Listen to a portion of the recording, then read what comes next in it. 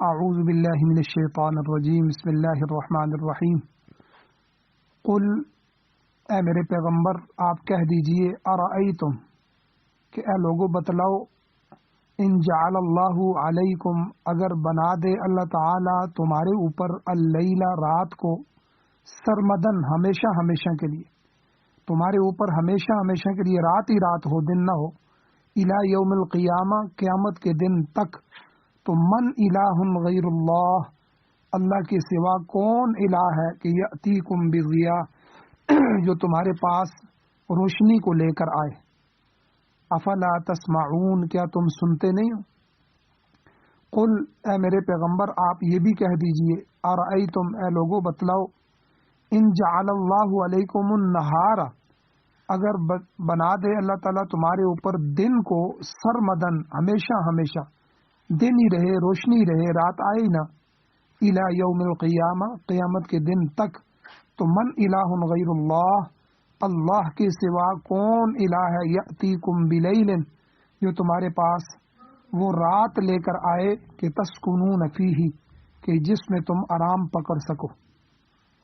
افلا تبصرون کیا پس تم دیکھتے نہیں ہو ومن رحمتہ اور یہ اس اللہ کی رحمت میں سے ہے کہ جعل لکم اللیل والنہار کہ اس نے تمہارے لیے رات بھی بنائی اور دن بھی بنایا لتسکنوا فیہ تاکہ تم اس میں رات میں سکون پکڑ سکو ولتبتغوا من فضلہ اور تم تلاش کر سکو اس کے فضل سے اس کی نعمتوں اور رزق سے ولعلکم تشکرون اور تاکہ تم اللہ کی نعمتوں کا شکر ادا کرو وَيَوْمَ يُنَادِيهِمْ جس دن پکارے گا ان کو اللہ تعالی فَيَقُولُ بس اللہ فرمائے گا أَيْنَ کہاں ہیں شُرَكَائِيَ الَّذِينَ میرے وہ شریک کہ جن کے بارے میں کنتم تزعمون تم گمان کرتے تھے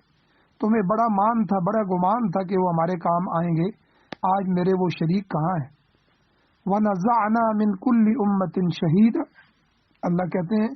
کہ ہم کھینچ کر لائیں گے ہر امت میں سے شہیدن ایک گواہ فقلنا پس ہم کہیں گے کہ ہاتو برہانکم لو اپنی دلیل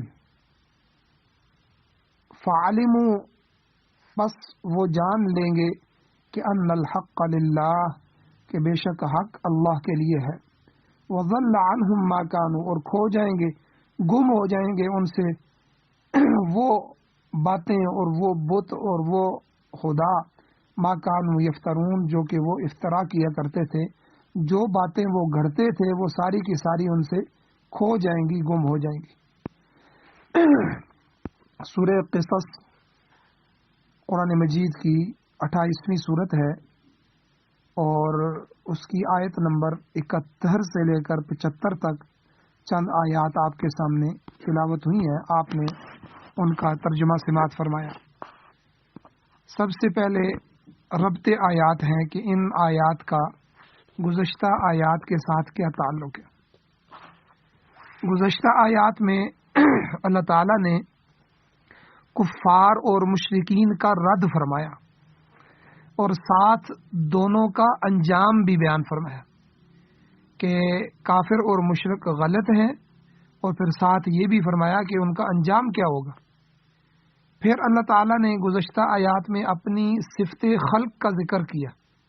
کہ پیدا کرنے والی ذات اللہ ہے اللہ یخلق ما یشاء کہ جو چاہتا ہے وہ پیدا کرتا ہے اور یہ بھی فرمایا کہ وہ یختار جو وہ چاہے پسند کرے سارا اختیار اسی اللہ کو ہے اس دنیا میں کسی اور کی پسند ناپسند بھی نہیں چلتی بس صرف اللہ کی پسند چلتی ہے تو مخلوق میں سے کوئی بھی با اختیار ہستی نہیں ہے فرمایا اللہ کی ذات بلند ہے برتر ہے ان چیزوں سے جن کو یہ لوگ اللہ کا شریک ٹھہراتے ہیں اور فرمایا کہ اللہ تعالی ظاہر اور باطن ہر چیز کو اللہ جانتا ہے وہ وحدہ لا شریک ہے دنیا اور آخرت میں اسی اللہ کی تعریف ہے اور سب کو اسی اللہ کی طرف لوٹ کر جانا ہے تو یہ گزشتہ آیات کا خلاصہ ہے، اور اب آج کی آیات میں اللہ تعالی نے توحید کے اثبات اور شرک کی تردید میں، توحید کو ثابت کرنے میں اور شرک کو رد کرنے میں اللہ تعالی نے دو عقلی دلائل پیش کیے۔ عقل دلائل دو طرح کے ہوتے ہیں، ایک نقلی ہوتے ہیں، جیسے قرآن مجید میں بہت ساری چیزیں نقل کی گئی ہیں، بتائی گئی ہیں، اور ایک دلائل وہ ہوتے ہیں جو عقل بھی ان کو تسلیم کرے۔ تو اللہ نے یہاں دو عقلی دلیلیں پیش فرمائی ہیں کہ جو لیل و نہار کے نظام پر مشتمل ہے۔ دونوں دلائل دن اور رات کے جو یہ نظام ہے اس کے متعلق اللہ نے دی۔ ارشاد ہوتا ہے، اللہ فرماتے ہیں، قل اے میرے پیغمبر آپ کہہ دیجئے، یعنی کفار اور مشرکین کے سامنے آپ یہ دلیل پیش کریں کہ ارأیتم ان جعل اللہ علیکم اللیل سرمدا الی یوم القیامہ، بھلا بتلاؤ کہ اگر اللہ تعالی تم پر ہمیشہ کے لیے یعنی قیامت کے دن تک رات ہی رات مسلط کر دے، رات ہی رات ہو جائے اور دن آئے ہی نہ، تو من الہ غیر اللہ، اللہ کے سوا کون الہ ہے، یأتیکم بضیاء، جو تمہارے پاس روشنی لے کر آئے۔ سرمدن کا معنی ہوتا ہے دائمی، ہمیشہ۔ جیسے عربی میں ایک محاورہ بھی استعمال ہوتا ہے کہ لعمرک ما امری علی بغمت نہاری ولا لیلی علی بسرمدی، اے مخاطب تیری جان کی قسم، لعمرک، کہ ما امری علی بغمت، کہ میرا معاملہ تجھ پر تاریک نہیں ہے، یعنی میں مقام ہوش و حواس تمام کے تمام امور، تمام کے تمام کام انجام دیتا ہوں، اور نہاری ولا لیلی علی بسرمدی، اور میرے شب و روز بھی دائمی نہیں ہے۔ تو بہرحال رات کو دائمی بنانے کا مطلب یہ ہے کہ قیامت تک تاریکی ہی تاریکی رہے اور روشنی کی کوئی کرن کہیں سے بھی نہ پھوٹے، یا اگر سورج طلوع ہو بھی جائے تو اللہ تعالیٰ اس کی روشنی کو ہی سلب کر لے، اور زندگی کے تمام کاروبار اور معیشت کا انحصار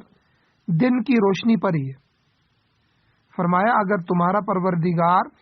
اس روشنی کو ہی روک لے تو اس کے سوا کون سی ذات ہے جو تمہارے لیے ایسی روشنی مہیا کر دے جس میں تم معمولات زندگی کو جاری رکھ سکو۔ کوئی اللہ ہے، کوئی خدا ہے اللہ کے ساتھ، کوئی ایسا ہے کہ جو دن اور رات لانے والے اللہ کے ساتھ کوئی اور شریک ہو جائے؟ افلا تسمعون، اللہ کہتے ہیں کیا تم نہیں سنتے؟ اس معاملے میں غور و فکر کرو کہ اللہ نے دن کی صورت میں کتنا بڑا انعام پیدا کیا ہے، اور اس کے برخلاف آگے اللہ نے پھر فرمایا، قل اے میرے پیغمبر آپ یہ بھی کہہ دیں، یہ بھی واضح کر دیں کہ ارأیتم، بلا ان سے پوچھیں نا آپ کے بتلاؤ میں، ان جعل اللہ علیکم النہار سرمدا الی یوم القیامہ، کہ اگر اللہ تعالیٰ تم پر ہمیشہ کے لیے تا قیامت کے قائم ہونے تک اللہ دن کو ہی مسلط کر دے، دن ہی دن رہے، رات آئے ہی نہ، تو من الہ غیر اللہ، اللہ کے سوا کون خدا ہے، کون الہ ہے، یأتیکم بلیل تسکنون فیہ، جو تمہارے پاس رات کو لے آئے جس میں تم سکون پکڑتے ہو۔ فرمایا افلا تبصرون، کیا تم دیکھتے نہیں ہو؟ تو یہ دونوں عقلی دلیلیں ہیں جنہیں انسان غور و فکر کے ذریعے سمجھ سکتے ہیں۔ اللہ تعالیٰ نے شب و روز کا یہ جو نظام اور توازن قائم کیا ہوا ہے، یہ عجیب طریقے سے قائم رکھا ہے۔ یہ دونوں جو ہیں دن اور رات یکے بعد دیگرے وارد ہو کر انسانی زندگی کے معمولات میں معاون ثابت ہوتے ہیں۔ دن کے وقت لوگ اپنا کاروبار زندگی انجام دیتے ہیں، جبکہ رات کے وقت آرام اور سکون حاصل کر کے اگلے دن کی مصروفیات کے لیے پھر سے تازہ دم ہو جاتے ہیں۔ تو یہ نظام اللہ نے تمام جانداروں کی مصلحت کے لیے مقرر کر رکھا ہے۔ اگر ان میں ذرا بھی خلاف معمول تغیر اور تبدل واقع ہو جائے تو زندگی کی گاڑی میں خرابی پیدا ہو جائے۔ اللہ تعالیٰ نے فرمایا کہ اس نے اپنی قدرت تامہ کے ساتھ یہ نظام قائم کیا ہے، بھلا کون ہے جو اس میں کوئی تبدیلی لا سکے؟ مفسرین اکرام فرماتے ہیں کہ ان دو آیات کے آخر میں دو مختلف الفاظ استعمال کیے ہیں۔ بڑا عجیب نقطہ بیان فرمایا کہ پہلی آیت میں جہاں روشنی لانے کا چیلنج کیا گیا ہے وہاں فرمایا کہ افلا تسمعون، کیا تم سنتے نہیں ہو؟ یعنی دن کے وقت چونکہ انسان کو بے شمار نعمتیں حاصل ہوتی ہیں جنہیں وہ شمار بھی نہیں کر سکتا، لہذا اس مقام پر سماعت کا لفظ استعمال کیا کہ تم سنتے نہیں ہو۔ اور دوسری آیت میں رات کو لانے کا چیلنج کیا گیا ہے، تو رات کے وقت چونکہ شغل، مشغولیت، اشتغال کم ہوتا ہے اور انعامات بھی نسبتاً کم ہوتے ہیں، اس لیے وہاں پر بصارت کا لفظ استعمال کیا ہے۔ افلا تبصرون، کیا تم دیکھتے نہیں ہو؟ یعنی کیا نہیں دیکھتے کہ اللہ نے یہ کیسا نظام قائم کر رکھا ہے؟ تو بہرحال آگے اللہ تعالیٰ نے دن اور رات کا اکٹھا ذکر فرمایا۔ اللہ کہتے ہیں وَمِن رَحْمَتِهِ، یہ اس اللہ کی مہربانی اور رحمت کا نتیجہ ہے کہ جَعَلَ لَكُمُ اللَّيْلَ وَالنَّهَارَ لِتَسْكُنُوا فِيهِ، کہ اس نے تمہارے لیے رات اور دن کو بنایا ہے اور اس نے عجیب و غریب نظام قائم کر رکھا ہے، اور اس کا مقصد یہ ہے کہ تم رات کے وقت سکون پکڑ سکو۔ تمام انسان، درندے، چرند، پرند، سارے کے سارے رات کو آرام کرتے ہیں اور دن بھر کی مشقت سے تھک ہار کر سو جاتے ہیں۔ تو اللہ نے لِتَسْكُنُوا فِيهِ، رات کو اسی لیے بنایا تاکہ تم اس میں سکون حاصل کرو، اور وَلِتَبْتَغُوا مِن فَضْلِهِ، تاکہ تم دن کے وقت اللہ کا فضل تلاش کرو، یعنی محنت کرو، مزدوری کرو، تجارت کرو، کاروبار کرو، کھیتی باڑی کرو وغیرہ وغیرہ، یہ سب کر کے اپنی معیشت کا سامان پیدا کر سکو۔ ظاہر ہے کہ یہ تمام کام جو ہیں یہ دن کی روشنی میں ہی بطریق احسن انجام پا سکتے ہیں، لہذا اللہ نے دن کے اشغال کو فضل فرمایا، یعنی ذریعہ روزی سے تعبیر فرمایا۔ اور اللہ تعالیٰ نے دوسرے مقام پر بھی فرمایا وَجَعَلَ اللَّيْلَ سَكَنًا، سورہ انعام کی آیت نمبر 97 میں، کہ اس اللہ نے رات کو سکون کا ذریعہ بنایا ہے۔ اور وَجَعَلَ النَّهَارَ مَعَاشًا، سورہ نبا کے اندر 30ویں سپارے کے اندر اللہ نے فرمایا دن کو اللہ نے روزگار کا ذریعہ بنایا ہے۔ اب جتنے انسان ہوتے ہیں دن کو دور دور تک جاتے ہیں اور وہاں کام کرتے ہیں، اور رات سکون کے لیے اپنے گھر میں پہنچتے ہیں اور سکون کر کے صبح پھر اپنی ڈیوٹیوں میں چلے جاتے ہیں۔ تو دن کو اللہ تعالیٰ نے وَجَعَلَ النَّهَارَ مَعَاشًا، دن کو اللہ نے ذریعہ معاش بنایا ہے کہ ہر بندہ اپنی اپنی معاش کماتا ہے، اپنی روزی کماتا ہے۔ اور وَجَعَلَ اللَّيْلَ سَكَنًا، رات کو اللہ نے سکون کرنے کا ذریعہ بنایا ہے۔ تو امام شاہ ولی اللہ محدث دہلوی رحمۃ اللہ علیہ اس ضمن میں دو اصطلاحیں استعمال کرتے ہیں، ان میں سے ایک اقتراب ہے، اقتراب، اور دوسری ارتفاق، اقتراب اور ارتفاق۔ شاہ صاحب فرماتے ہیں کہ فضل کا تعلق، رزق کا تعلق ارتفاق سے ہے، یعنی انسان جائز ذرائع رزق حلال حاصل کر کے اپنی زندگی خوش اسلوبی سے بسر کرتا ہے۔ چنانچہ اللہ نے حضور علیہ الصلوۃ والسلام کے صحابہ کرام کی ایک صفت یہ بھی بیان فرمائی ہے کہ یبتغون فضلا من اللہ ورضوانہ، سورہ فتح کی آیت نمبر 29 میں اللہ فرماتے ہیں یعنی وہ اللہ تعالیٰ کا فضل اور اس کی خوشنودی تلاش کرتے ہیں۔ جیسا کہ میں نے عرض کیا کہ فضل کا تعلق معاش سے ہے، جبکہ رضوان کا تعلق اقتراب سے ہے۔ انسان اللہ تعالیٰ کی عبادت، ریاضت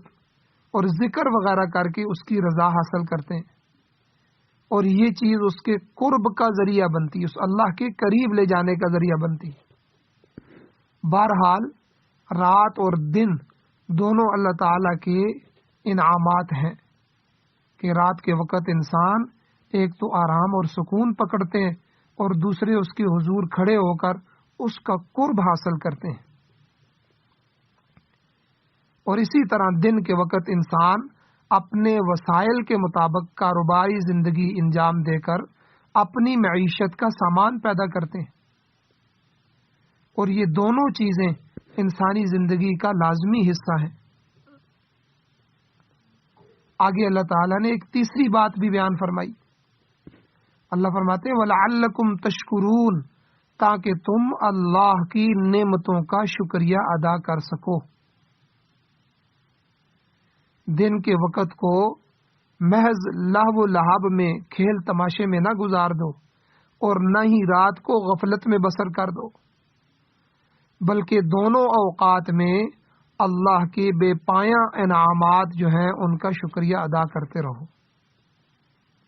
اور یہ اسی صورت میں ممکن ہے کہ اللہ کی ان نعمتوں کو برمحل صرف کیا جائے۔ اگر انعامات الہیہ کا استعمال صحیح نہ کیا تو یہ کفران نعمت ہوگا، شکران نعمت نہیں ہوگا۔ رات بھر نیند میں پڑے رہے، اللہ کا ذکر نہیں کیا، رات کو عشاء کی نماز بھی نہیں پڑھی، فجر کی نماز بھی نہیں پڑھی، اور اسی طرح پورا دن کھیل کود میں گزرا، لاو و لہب میں گزرا، فضول خرچی میں گزرا، گناہوں میں گزر گیا، دن کے اندر بھی جو ہے وہ زور اثر مغرب کی نماز نہیں پڑھی، تو پھر اس اللہ کی نعمتوں کا شکریہ کیسے ادا ہوگا؟ تو اللہ نے یہاں یہ بھی فرما دیا کہ ہم نے لیل و نہار کا جو نظام قائم کیا ہے، اس کا مقصد یہ ہے تاکہ تم شکریہ ادا کرو، اللہ کے سامنے شکر ادا کر سکو۔ اب اگلی آیت میں اللہ تعالیٰ نے قیامت والے دن لوگوں کو اپنے حضور حاضر کیے جانے کا نقشہ کھینچا ہے کہ جب لوگ قیامت والے دن اللہ کے سامنے حاضر ہوں گے تو کیسے حاضر ہوں گے، کیا کیا ہوگا۔ اللہ نے وہ نقشہ بیان فرمایا۔ وَيَوْمَ يُنَادِيهِمْ، کہ جس دن اللہ ان کافروں اور مشرکوں کو پکارے گا، طلب کرے گا، اللہ ان کو طلب کرے گا، ان کو پکارے گا، بلائے گا اور اپنے سامنے کھڑا کرے گا۔ فَيَقُولُ أَيْنَ شُرَكَائِيَ الَّذِينَ كُنتُمْ تَزْعُمُونَ، اور اللہ فرمائے گا کہاں ہیں میرے وہ شریک جن کو تم گمان کرتے تھے۔ یعنی اللہ کے حضور گواہیاں پیش ہوں گی، اللہ فرمائے گا وہ کدھر ہیں، کہاں ہیں میرے وہ شریک جن کو تم گمان کرتے تھے کہ یہ ہماری مشکل کشائی کریں گے، یہ ہماری حاجت روائی کرتے ہیں، یا یہ ہماری سفارش کر کے ہمیں اللہ سے چھڑا لیں گے۔ فرمایا اس وقت کوئی ہیلا کام نہیں آئے گا، کسی کافر کے حق میں اور کسی مشرک کے حق میں کوئی سفارش نہیں کرے گا، اور نہ ہی کسی کی سفارش کو قبول کی جائے گی۔ فرمایا وہ تو محاسبہ اعمال کا دن ہوگا، اللہ اعمال کا حساب لے گا۔ اسی لیے اللہ تعالیٰ قرآن مجید میں جگہ جگہ تقوی کی ترغیب دیتے ہیں، مجھ سے ڈرو، میری ذات کا تعلق پیدا کرو، مجھ سے لگاؤ اور میرا خیال رکھو، میرا دھیان حاصل کرو۔ 28ویں سپارے میں اللہ فرماتے ہیں یا ایھا الذین آمنوا اتقوا اللہ، اے ایمان والو اللہ تعالیٰ سے ڈرو، تقوی اختیار کرو۔ وَلْتَنظُرْ نَفْسٌ مَا قَدَّمَتْ لِغَدٍ، ہر نفس یہ دیکھے میں کل کے لیے کیا بھیج رہا ہوں۔ محاسبہ کرے، اعمال کے محاسبے سے پہلے اپنا محاسبہ کر لے۔ پھر اللہ نے فرمایا واتقوا اللہ، اللہ سے ڈرو۔ دو تقوی کے درمیان اللہ نے محاسبے کا حکم دیا۔ اب ہر بندہ رات کو بستر پر جب بیٹھ جائے تو سونے سے پہلے تھوڑی دیر آنکھیں بند کرے اور یہ خیال کرے کہ میں آج قبر میں چلا گیا ہوں، تو آج کے دن میں نے کیا کیا ہے۔ صبح اٹھا ہوں، کیا میں نے نماز پڑھی ہے، کیا میں نے قرآن مجید کی تلاوت کی ہے، اور سارے دن کے اندر پھر میں نے کیا کیا، نمازیں پڑھی ہیں۔ پھر میں کہاں جا کے بیٹھا ہوں، کس کی بیٹھ کے میں نے غیبت کی ہے، کسی کی چغلی لگائی ہے، کہاں کسی سے بات کرتے ہوئے میں نے جھوٹ بولا ہے، کتنے جھوٹ بولے۔ تو اگر بندہ یہ دیکھ لے شام کو، رات کو سونے سے پہلے کہ میں نے دن کے اندر نیکیاں کتنی کی ہیں، گناہ کتنے کی ہیں، دونوں کو گنے، لکھے ذہن میں، پھر حساب لگائے۔ اگر نیکیاں زیادہ ہیں تو اللہ کا شکر ادا کرے اور گناہوں سے توبہ کر کے سوئے، اور اگر گناہ زیادہ ہیں، جھوٹ زیادہ ہے، غیبت کرنا زیادہ ہے، نمازیں نہ پڑھنا زیادہ ہیں، اور دن بھر کی برائیوں میں زیادہ مشغول رہا ہے، اور نیکی کوئی بھی نہیں ہے، یہ تھوڑی سی ہے، تو پھر فکر کرے میرے بھائی، اپنے اعمال کا خود محاسبہ دنیا میں کر لے، ورنہ اللہ کے سامنے جب محاسبہ اعمال کا دن ہوگا، قیامت کا دن ہوگا، تو اللہ کیا نقشہ پیش کرتے ہیں؟ اللہ کہتے ہیں اس مقصد کے لیے وَنَزَعْنَا مِن كُلِّ أُمَّةٍ شَهِيدًا، ہم ہر امت سے کھینچ کر گواہ لائیں گے، ہر امت کا نبی اور اس نبی کا نائب گواہی دینے کے لیے آئیں گے، اور وہ بتلائیں گے کہ ان لوگوں نے اللہ کے دین کے ساتھ کیا کیا،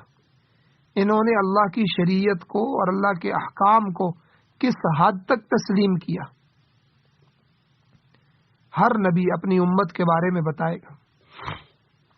اور فرشتے بھی انسان کے حق میں یا اس کے خلاف گواہی دیں گے۔ جو فرشتے لکھ رہے ہیں، جو فرشتے کندھوں پر بیٹھے ہوئے ہیں، جو فرشتے انسان کے اعضاء کی حفاظت کے لیے ہیں، جو فرشتے ارد گرد ماحول میں ہیں، تو وہ سارے کے سارے فرشتے یا تو انسان کے حق میں اچھا ہونے میں جو اس نے نیکی کی ہوگی اس میں گواہی دیں گے، یا اس کے خلاف گواہی دیں گے۔ اور پھر اس کے بعد اگلی گواہی کس کی ہوگی؟ انسان کے اپنے اعضاء کی، اپنے جوارح بھی بطور گواہ پیش ہوں گے۔ اللہ تعالیٰ زبانوں پر مہر لگا دے گا، اس وقت زبان نہیں بولے گی، ہاتھ بولیں گے، پاؤں بولیں گے، یہ چمڑا بولے گا،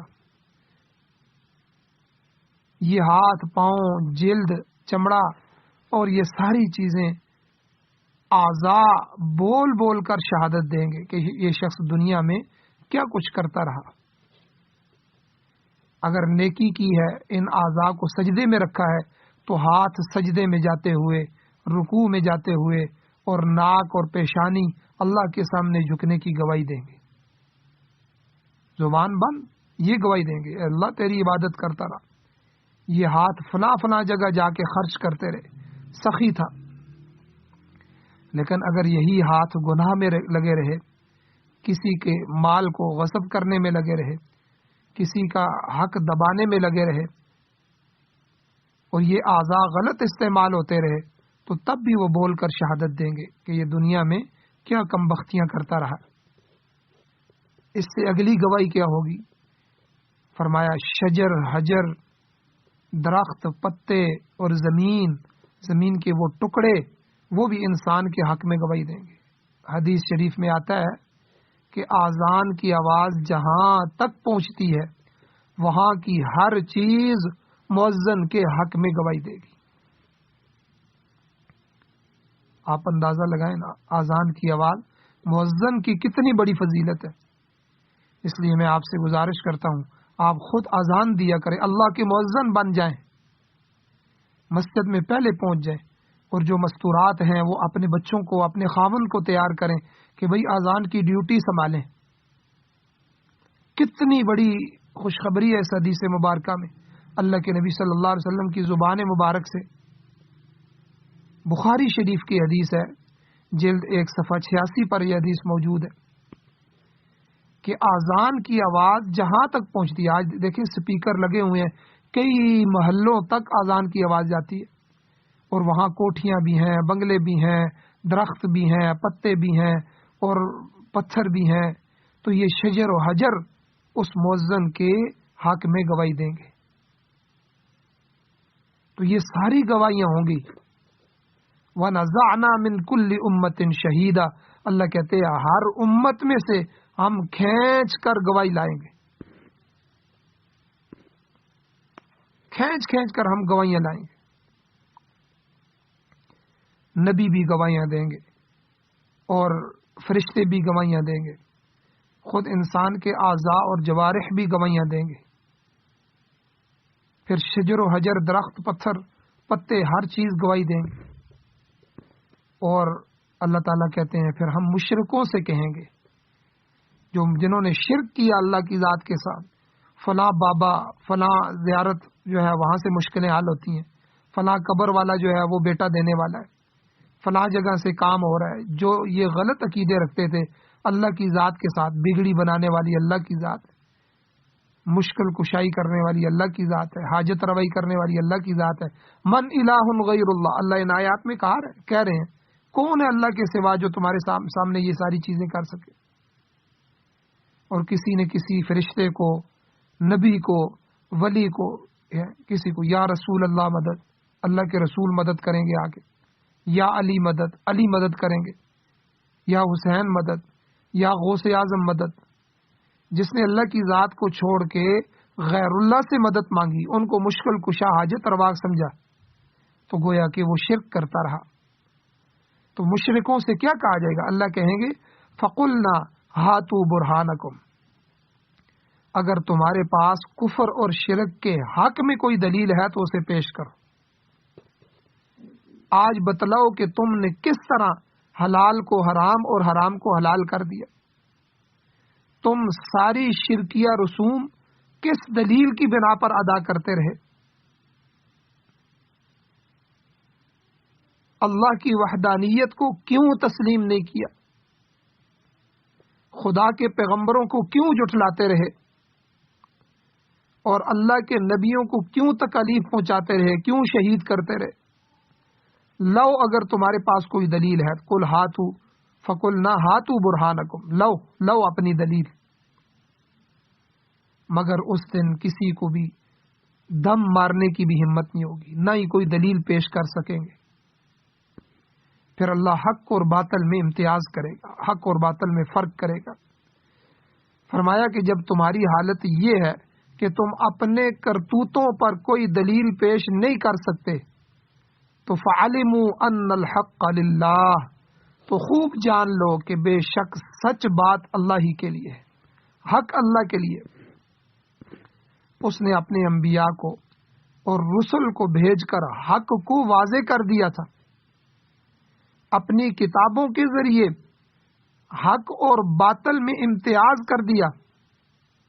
اس اللہ نے تمہیں بتلا دیا تھا کہ خالق, مالک, قادر مطلق, مختار مطلق, نفع دینے والا اور نقصان دینے والا, نافع اور ضار,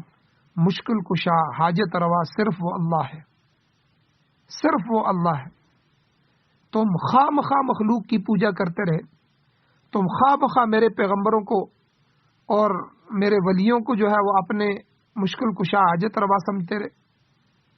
تم نے کبھی کسی پتھر کے سامنے سجدہ کرنا شروع کر دیا, کسی قبر والے سے مانگنا شروع کر دیا. اللہ فرماتے ہیں وَضَلَّ عَنْهُمْ مَا كَانُوا يَفْتَرُونَ، قیامت والے دن وہ تمام چیزیں گم ہو جائیں گی جو انہوں نے افترا کر رکھی تھی، جو انہوں نے گھڑ رکھی تھی، ان کے غلط عقائد، بدعتی رسومات اور لایانی چیزیں،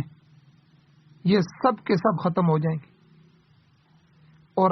اپنے حق میں پیش کرنے کے لیے مشرک کے پاس کچھ بھی نہیں بچے گا، اور انہیں نجات حاصل نہیں ہوگی، کیونکہ نجات کا دار و مدار ایمان اور نیکی پر ہے۔ آمنو وعملوا الصالحات، ایمان لو اور نیک اعمال کرو، نجات تمہاری اسی میں ہے۔